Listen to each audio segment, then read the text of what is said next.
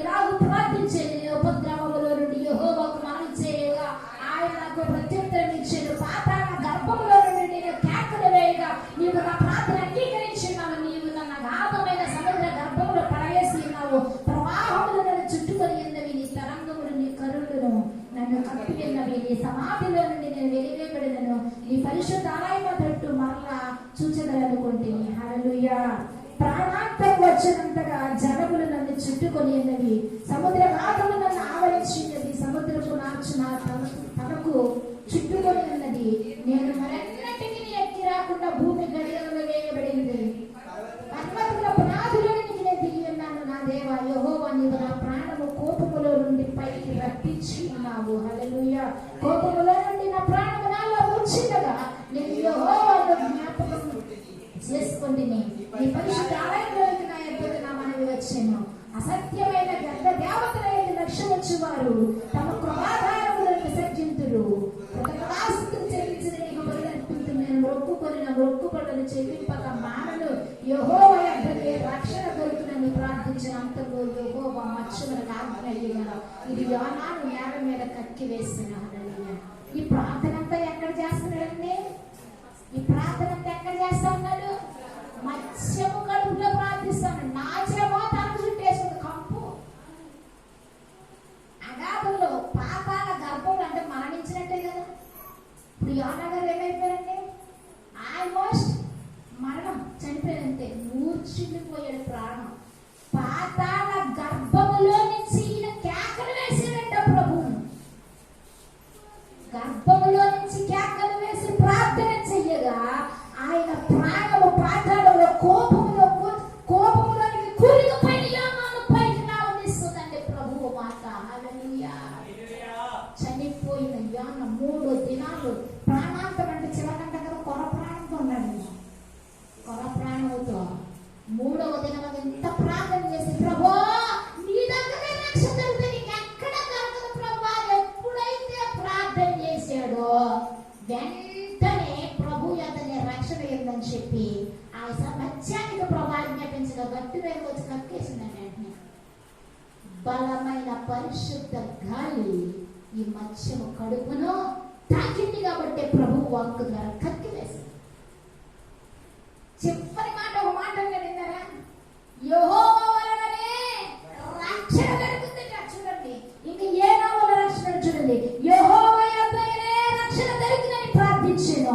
అంతలో యెహోవా మత్స్యములకు ఆజ్ఞగా అది యోనాను నేల మీద కక్కివేసిన తర్వాత చూడండి. అంతటి యెహోవా వాక్కు 2వ మారు యోనాకు ప్రత్యక్షమై సెలవిచ్చినదేనగా నీవు లేచి నీవే మహాపురములకు పోయి నేను తెలియజేయ సమాచారం దానికి ప్రకటన చేయము.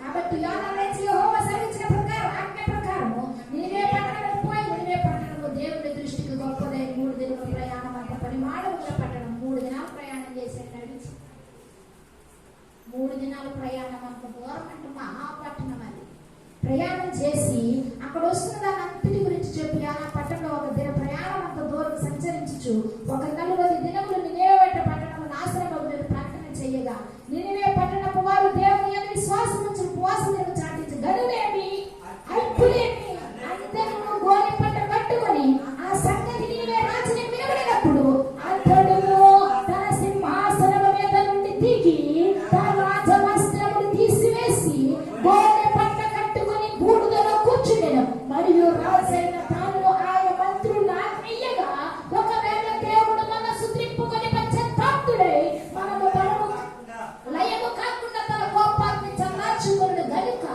మనుషులు ఏది పుచ్చునకొనకూడదు. పశువులు గాని ఎద్దులు గాని గొర్రెలు గాని మేత మేయకూడదు. నీరు తాగకూడదు. మనుషులందరూ తమ దుర్మార్గములను విడిచి తాము చేయు బలాత్కారములు మానివేయవలెను. మనుషులేమి పశువులేమి సమస్తములు గోనె పట్ట కట్టుకొనవలెనని జనులు మనఃపూర్వకముగా దేవుని వేడుకొనవలెనని దూతలు నినివే పట్టణంలో చాటించి ప్రకటన చేసి ఈ నినివే వారు తమ చెడు నడతలు మానుకొనగా వారు చేయుచున్న క్రియలు దేవుని చూపి పశ్చాత్తాపుడై వారికి చేయునన్నట్టు మాట ఇచ్చి కీడు చేయక మానెను. హల్లెలూయా. రాజు, అల్పులు, గనులు, పేదవారే కాదు, బలిష్ఠులే కాదు, ధనికులే కాదు, ప్రతి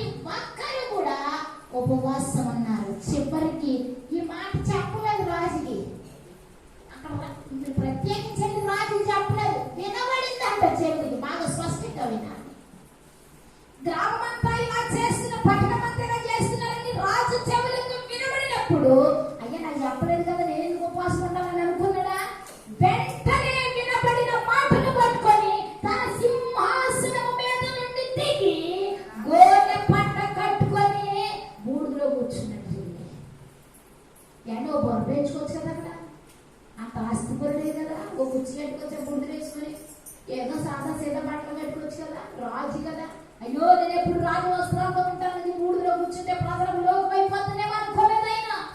తన రాజ్యాధికారాన్ని సైతం విడిచిపెట్టి దేవుడు చెయ్యకూడని కీడు మానివేసి, చేస్తానని కీడు మానివేసి, నా యొక్క పట్టణానికి మేలు చేయని తలంచుకొని సింహాసనం తిరిగి వచ్చి ఉపవాసం ఉండి దేశం మహాపట్టణం కోసం ప్రార్థన చేశాడండి.